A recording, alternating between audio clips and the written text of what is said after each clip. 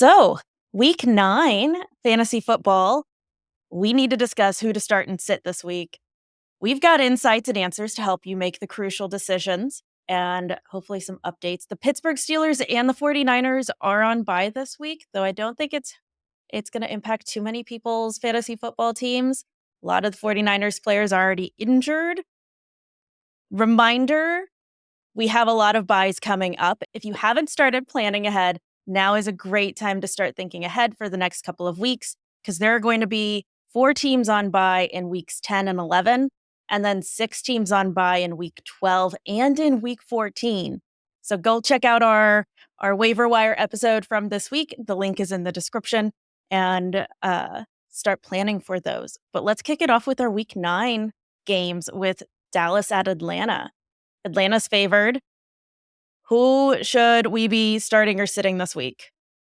This game is like an all-in kind of game. So anyone you got, I can see you starting them in this game. I don't have any hesitations about benching too many players in this matchup. 17 targets for CeeDee Lamb last week. We have to hope that we get that again this week. Anyone that has Lamb, you're playing him and you're excited because they came off their bye just like last year and they're just targeting CeeDee Lamb. Think they're going to have to do it again this week. So that's going to be exciting. I know last week we did have kind of that last minute change with their running game as Rico Dowdle was a late scratch, really late scratch. It left me panicking and I had to pick up Ezekiel Elliott at the last minute. So, Dowdle is supposed to be fine. It was supposedly an illness last week. It still kind of worries me just because he isn't super relied on and they brought in Dalvin Cook. So that might be the only one that you're benching in this game. On the Falcons side, it was a little hit and miss last week with Drake London not, really performing so well. Kyle Pitts got all of the touchdowns for National Tight End Weekend or National Tight End Day. And the wide receivers are wondering, when's our day? Because we haven't quite had that big wide receiver day, I feel like this year. So maybe it's coming. Anyhow, you got to take the chance on Drake London, Darnell Mooney, and Kyle Pitts, and maybe even Kirk Cousins. I like that. I think depending on your options, Kirk Cousins might be a good option because a couple weeks ago he had a 509-yard game, so he can put up the good points. He can. He definitely can. And I like this matchup. So if you had Brock Purdy and he's out this week, if you have Kirk Cousins, he's a good substitute. What about Miami at Buffalo? We saw this result in Tua's concussion when they first met up a couple weeks ago. Buffalo's favored this time. What do you think? Tua's back now. Tua's back. Still didn't look like Tua. Still looks like something's, not quite right there. They did target Tyreek Hill. He got some workload, but this game has the potential of the Bills getting out front and the Dolphins being forced to throw it. Last weekend, they were always in that game against the Cardinals till the very end when the Cardinals won. And I feel like they were just running Devon Achane a little bit more, and the running backs were there because they were so much in that game.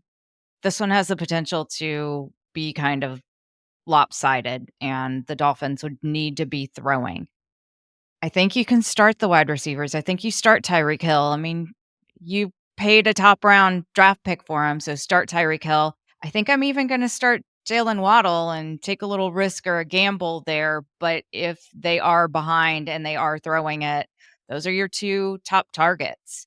And then they maybe will run a little bit less. You're still starting Achane because he's Achane and gets a lot of targets as well. Mostert maybe is a little bit more of a concern there because he may not get you run as much as he would if they were in the game. And then on the Buffalo side. Yep, I was just about to ask the Buffalo side. We've talked about their wide receiver team there with Keon Coleman and Amari Cooper and Shakir. Who do you like? Yeah, so Amari Cooper popped up on the injury report here on Friday afternoon. So there's a little bit of a concern there. I'm trying to bring it back up really quick just so I can make sure who all was on that questionable list. And Amari Cooper definitely is. He has a wrist injury and will be listed questionable for Sunday's game. And then Curtis Samuel, another one of their wide receivers, is listed as questionable as well. So I like Keon Coleman. Shakir maybe will get some more targets, but we kind of saw when Amari Cooper's in that game that it really helps out Keon Coleman. I felt like it opens things up for him. So hopefully he is at least going to start, but maybe he won't be targeted quite as much. And I love James Cook in this. You're starting James Cook. That's a no brainer. Well, let's chat on the LA Rams at the Seattle Seahawks.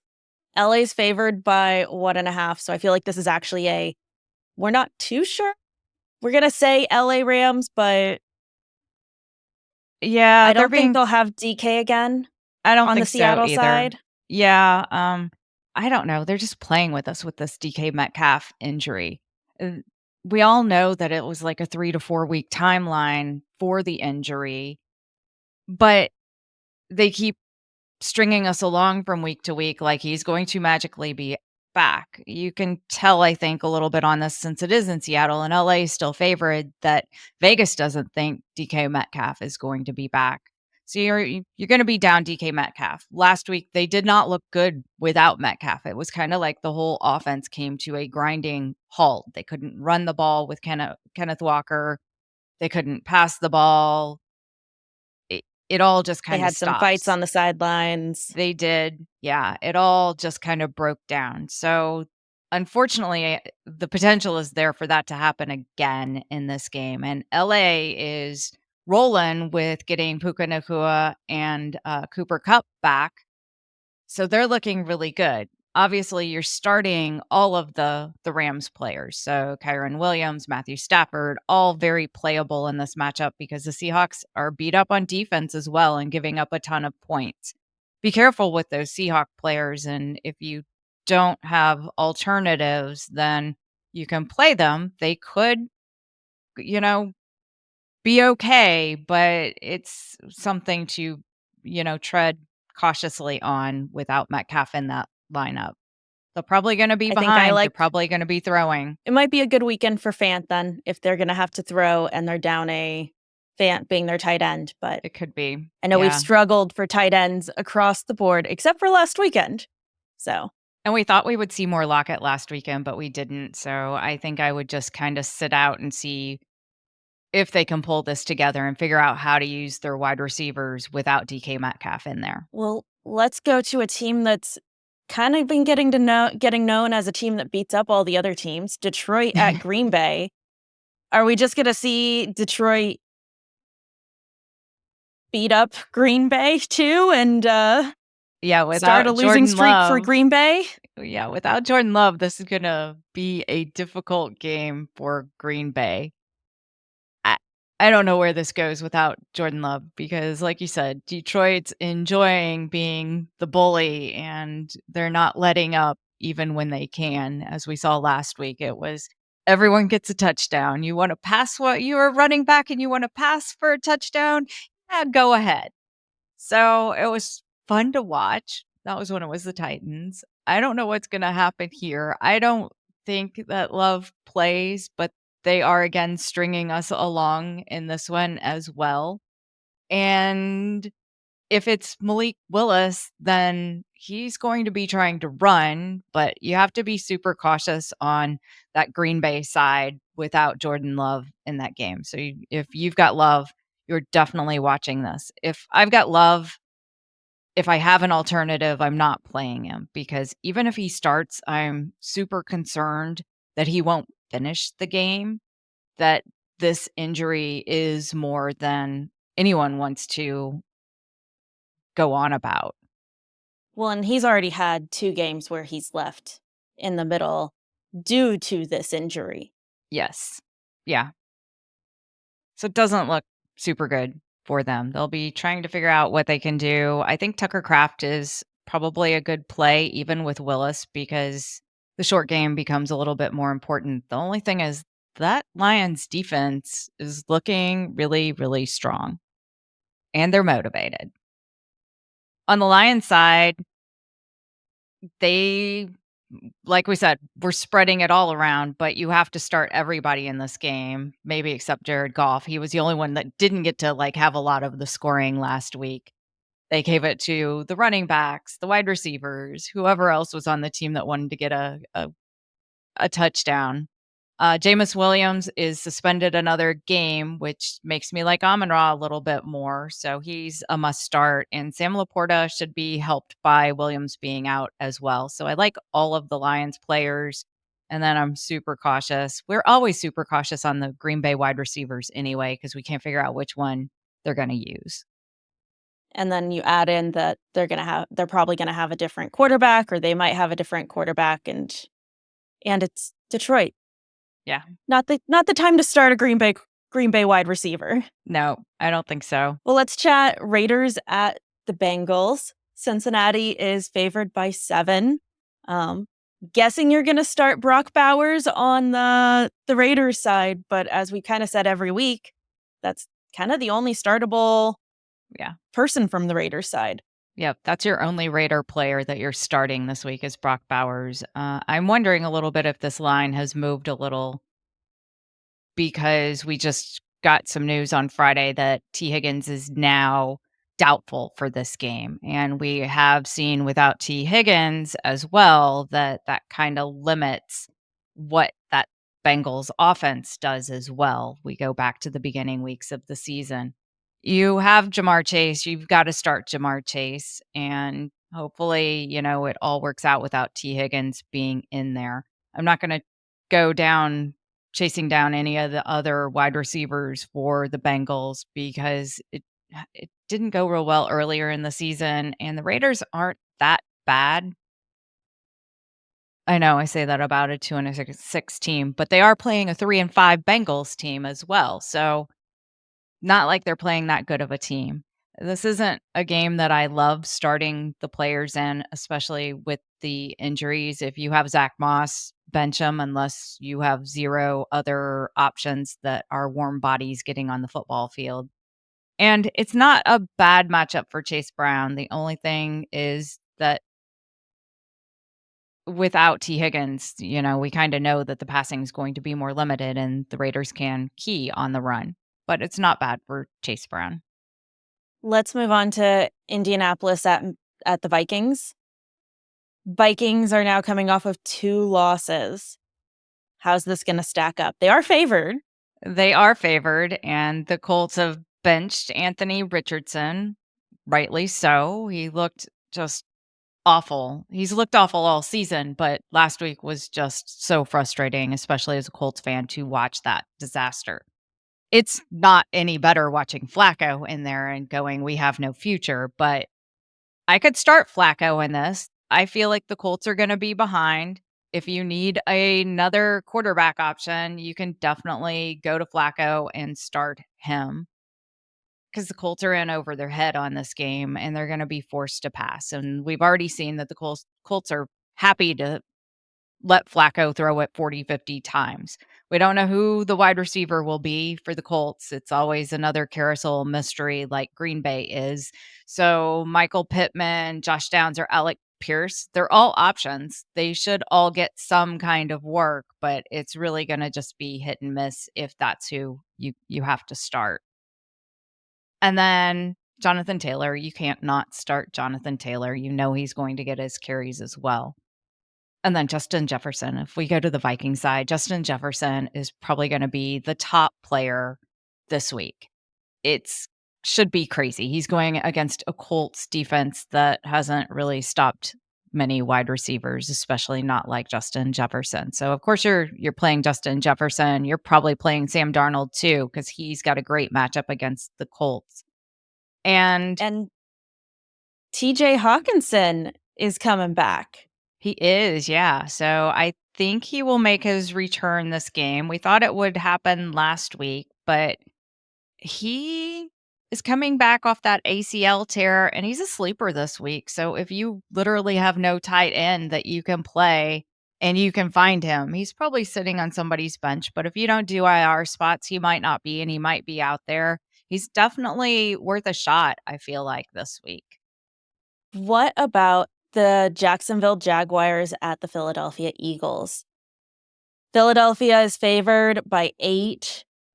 I think I saw that Tank Bigsby, who we've been talking about from Jacksonville, is might be injured. So you Yes. probably don't wanna start him even if he's not completely injured. It sounds like it's look for someone better. Yeah, so it looks like Tank Bigsby will be out, and we have the return of Travis Etienne. Travis Etienne hasn't looked good all year, so you're only playing him if you have to. I don't like the whole situation for Jacksonville. If you are dealing with their players, hopefully you can find some backups because with all the injuries to their wide receivers as well, um, it doesn't look like they'll be able to move the ball hardly at all. So hopefully you've got better options. On the Eagle side, it's all go. Jacksonville isn't even a speed bump. So put all your Eagle players in and see what happens. Well, let's chat then Tampa Bay at Kansas City. Uh, this is our Monday night game. Do you ever pause about putting Monday night players in, or do you like putting Monday night players in? Well, if they're questionable, I pause at it. So I don't even like 4 o'clock Sunday players if they're that questionable. Like last week, I didn't know if Jaden Daniels was going to play. And therefore, I needed to have somebody that I could rely on that was also playing at the same time slot. So when actives came out, I could at least swap somebody in. So I picked up Bo Nix. And then I made the decision, even after I saw Daniels was playing, to play Bo Nix. And that turned out just fine last week. It's not going to happen again this week. We'll get to that game. But yeah, I do. If they're questionable, you can't not consider benching them. But I think both of these teams we at least know about. And so we know that Chris Godwin's out. We also know that Mike Evans is out for this game. The question comes in on the running back side. Bucky Irving is questionable. He didn't practice again on Friday. And so which running back will it be? We'll probably see more Rashad White, and he gets involved in the passing game. So I do like him in this matchup. The Chiefs are an amazing defense, and they're very, very tough to run against. They've only given up 10 fantasy points once this year, and that was like right at 10 points, and that was to Derrick Henry. So I don't expect a lot out of the Bucks rushing game. This is though maybe the game you've been waiting for from Patrick Mahomes. He finally gets a defense that hasn't put up much of a fight and is giving up a lot of points to the quarterback. So it's time to start Mahomes this week if you've been benching him and waiting for a better week. Doesn't get better than this. If he can't perform in Tampa Bay, we've got to, rethink this. We also have to start Travis Kelce because he's been getting very involved in this game as the Chiefs have been trying to figure out who their wide receivers are going to be. I'm waiting to see, though, still on DeAndre Hopkins. I'm going to give him another week or two. I'm not real sure this is his week. But Xavier Worthy, I think, might be worth a start in this great matchup because Mahomes is going to be passing to somebody. It won't all go to Kelsey. They'll probably try to run the ball as well, so it's all good for the Chiefs.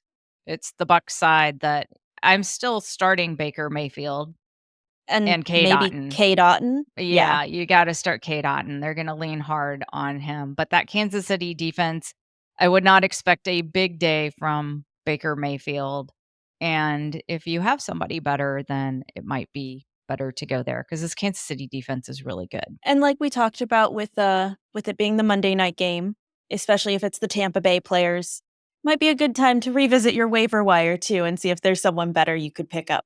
Yeah, definitely. So let's chat Denver at Baltimore because you were just talking about having picked up Bo Great week. Nix.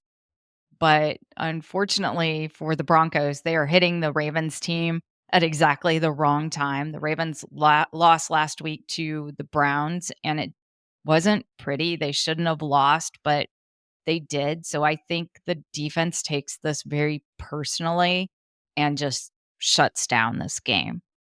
You're starting Derrick Henry and Lamar Jackson, although Lamar Jackson had been battling a bit of an injury this week, but he practiced in full on Friday, so we know we're gonna see Lamar Jackson out there, and you're gonna start Lamar. I don't know if the defense shuts down Denver, how much they'll have to do, but you still gotta take that chance. Um, Wide receivers, hopefully you've got better options. We're still waiting to see how the Ravens are going to use Deontay Johnson that they acquired from the Carolina Panthers and what that acquisition means for Zay Flowers or Rashad Bateman, who likes drop balls. So we're waiting and seeing on that. And it's a good matchup, but it's not great. I think Derrick Henry can probably take care of this one for the Ravens. And the Ravens defense is a good defense too. But they've been a good defense, so you're going to be starting them. Yeah, they've been okay. They've allowed a few more points than I think they want. Well, Chicago is headed to Arizona. Arizona's favored in this game. We're below in our DFS. We talk about like the groups of 45 to 50, over 50 games, and then you start getting less from the under 45 games. This is one of our under 45 games. It is. Caleb Williams he struggled last week against the Washington defense, who no longer is like the one that everyone thinks is easy to play against. Washington defense looks real. Anyhow, Caleb Williams struggled against them, and he's looking to bounce back from a weak Cardinals defense this week that has been giving up a lot of points to quarterbacks. And of course, you're starting DeAndre Swift for the Bears going up against this weak Cardinals defense as well. We're guessing which wide receiver might be Caleb Williams' favorite, but they should all, I feel, have some production. I kind of like Keenan Allen and maybe Cole Kmet if you're looking for a tight end as well. This whole offense should get off to a pretty good start. Talk about another defense, though, that's going to be motivated. The Bears won't be chirping to anybody, making fun of them when somebody's launching a Hail Mary again. That was a great play, but Bears came out on the wrong end. So I think that they will be motivated and focused in shutting down the Cardinals this week. Sorry, Cardinals, but you get the Bears on the wrong week.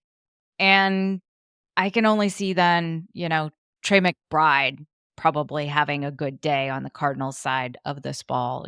You're probably going to start James Conner, but I wouldn't be like counting on him for a whole lot. What about Marvin Harrison Jr.? Would you start or sit him? I think you have to start him. You just can't.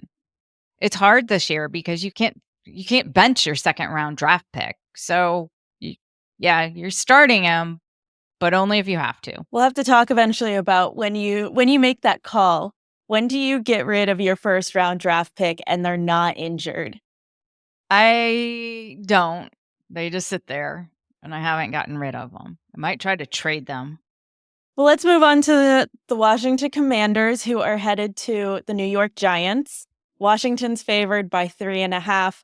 This is also on the lower side of our over-unders at 44.5. We were just talking about Washington's defense looking strong, and they had that Hail Mary in the last game. So they're coming in excited. They're coming in excited. They're on a roll. I can't believe this is only 3.5 points. I think the Commanders just kill the Giants here. So Jaden Daniels is unstoppable. He's like the luckiest player in the NFL. That rib injury doesn't seem to be affecting him whatsoever. He can still chuck it 60 yards, I think, in that Hail Mary. It was amazing that he could even throw it that far. Then it was even more amazing that somebody caught it. But with a rib injury, throwing it that far is unbelievable. So we don't have to worry about Jaden Daniels. He's questionable. I'm not worried about starting Jaden Daniels this week, along with Terry McLaurin. He's going to bring him right along as well. And then Brian Robinson Jr. hasn't been practicing due to a hamstring injury. If he doesn't start, I do really like Austin Eckler becoming a strong start in that situation with Robinson out. and they'll probably be out to a pretty good lead and looking to run a little bit more. The Giants play going to be kind of the usual. So if you're usually starting Giant players, well, you'll probably continue to do that because you have to, but you're not going to be starting Daniel Jones. Yeah, you need to bench Daniel Jones. You're starting Malik Neighbors. That's probably it. What about Devin Singletary? Should I start Devin Singletary?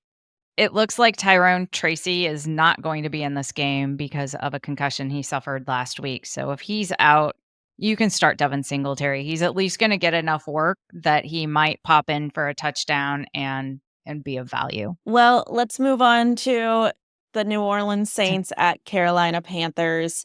New Orleans is favored by 7.5 points. What quarterbacks are we even going to see in this game? Are we seeing Carr? Are we seeing Rattler? I think we see Carr. I don't think we see Rattler. I'm hoping we see Carr. Maybe it's like wishful thinking. And then we see Bryce Young. That's no fun. So Alvin Kamara for the Saints is a must start here. Carolina has allowed the most rushing yards in the NFL. There's no way you're not starting Kamara in this matchup. Chuba Hubbard gets another week without sharing, it looks like. We all thought that Jonathan Brooks was going to be back last week, and then I thought he was going to be back this week, but the coach is saying they won't activate him prior to Sunday's game. So we will have to wait until that very last minute to see if they activate Jonathan Brooks off of IR. They haven't yet. They're just listing him as questionable. So maybe Chuba Hubbard's going to get another week to have the backfield by himself. If Derek Carr is back, he's definitely startable in this matchup. The Panthers aren't putting up much of a fight, so you'd want to start Chris Olave as well if Carr's back. If it's Rattler, no way. What about Taysom Hill? Yeah, so Tight Taysom, end, easy to go with. he is, and I even like him if, Derek Carr is starting. They always try to give Taysom Hill his package of quarterback plays, and he should have a good day even at tight end. So let's go to the LA Chargers, who are heading to the Cleveland Browns. This is one of those West Coast heading to East Coast. LA Chargers are favored by 1, and the over-under is 43. We saw a different Cleveland Browns last week, though some of those passes should have been interceptions. Give you that. But are you starting anyone here? Well, you're starting David Njoku. They've proven they're going to keep feeding Njoku the ball, so he is your tight end going forward. You're going to just keep playing him. And yeah, Jameis Winston made it a lot more fun and exciting to watch the Browns last week, but he should have been picked off multiple times. And we may see those picks happening this week because the Chargers defense is playing very well. Cedric Tillman's been great the last couple weeks and worth a start, I think. If you're short at tight end, I do like Cedric Tillman to play a good game with Winston in there. Both sides of this ball have limited resources and their wide receivers are banged up. And Ladd McConkey on the Chargers side, he's like their only wide receiver. Justin Herbert's been good the last few weeks, like playable good. This isn't a matchup I love for him because the Browns play decent defense. So I hesitate a little bit in this game starting anybody. I don't know. This just kind of feels like a dud game a little bit. I think the next game is also considered a bit of the same. Yeah, I think so too. Hopefully you don't have to play players on these teams. The last game I guess we'll just jump into is the New England Patriots are going to Tennessee to play the Titans. Tennessee is favored. It's our lowest scoring over-under for this weekend. One thing I saw in the last couple of days is Hunter Henry is going through quarterback practice and going through some of the same routines that the quarterbacks on the Patriots are doing. I'm guessing with Drake May missing with the concussion, they're hoping to do something a bit like Taysom Hill and maybe they can put Hunter Henry in. I guess I've, been watching a lot of Saints film or something and thought, yeah, we should do something like that and get him playing a whole set of plays. Maybe it can't hurt. I mean, Drake May's got a concussion. We don't expect to see him. We get another week with Jacoby Brissett, which is not exciting. They keep on the Titan side teasing us that I don't know that's teasing us, threatening us that Will Levis is going to return when we're like, yeah, no, we're fine watching Mason Rudolph. Let's don't go back to the Will Levis experiment. If it's Mason Rudolph, it brings back in Calvin Ridley, who had a great weekend last Sunday with DeAndre Hopkins leaving, and now Ridley was in, and now he got an upgrade at quarterback. I can't believe I just said Mason Rudolph was an upgrade. You can't start him. If you need to start Ridley, you can take a chance and see if he can repeat last week if you don't have anyone else to save your team. Both running backs are in play with Ramondre Stevenson and Tony Pollard because both of these teams are going to look to run and to lean hard on their running backs, I think. Hopefully you got better players. Yeah. Well, and if you don't, another good reason to head to your waiver wire. I'm just going to say it again. Plan ahead. We're hitting that point in the season where playoffs are just around the corner, and heading to the waiver wire or doing some strategic planning now could make or break if you make the playoffs. Check It's out worth taking worth switching to your schedule for your players and then highlighting all of their buys and seeing how many that you have and then seeing what you can do to pick somebody up in advance. My bad week is week 14, and unfortunately week 14 is the last regular season week before playoffs start in fantasy football. For most people it is as well. And if it's your last week, you may need to win that week to get in. And you don't want to be the one without your quarterback because you didn't plan ahead. So check the description. We have a link to our waiver wire episode this week where we talk more about strategies. We're planning ahead for that, including running back handcuffs and maybe thinking about picking up your handcuff.